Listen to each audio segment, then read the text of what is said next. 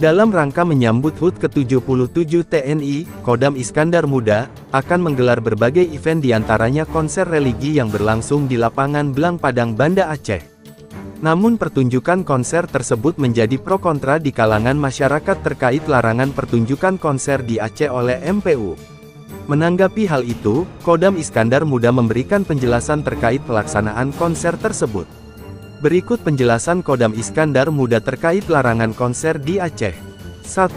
Menyambut HUT ke-77 TNI dengan tema, TNI adalah Kita, dari Mabes TNI telah mengeluarkan direktif untuk melaksanakan rangkaian kegiatan peringatan HUT ke-77 TNI dalam bentuk kegiatan ziarah, donor darah, bakti sosial, pembagian sembako, syukuran, pameran alutsista, dan panggung hiburan, yang dilaksanakan serentak secara nasional di seluruh Indonesia.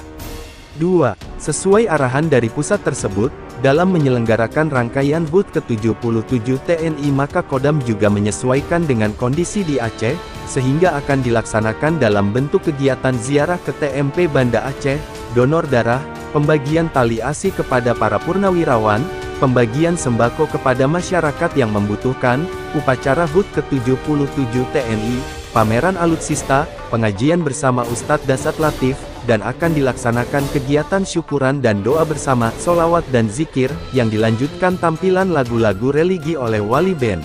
Kodam juga sangat menghormati para ulama, para tokoh agama dan tokoh masyarakat Aceh, di mana keluarga besar Kodam turut berduka cita yang sedalam-dalamnya atas meninggalnya ulama karismatik Tengku Muhammad Amin Mahmud Syah atau Abu Tumin.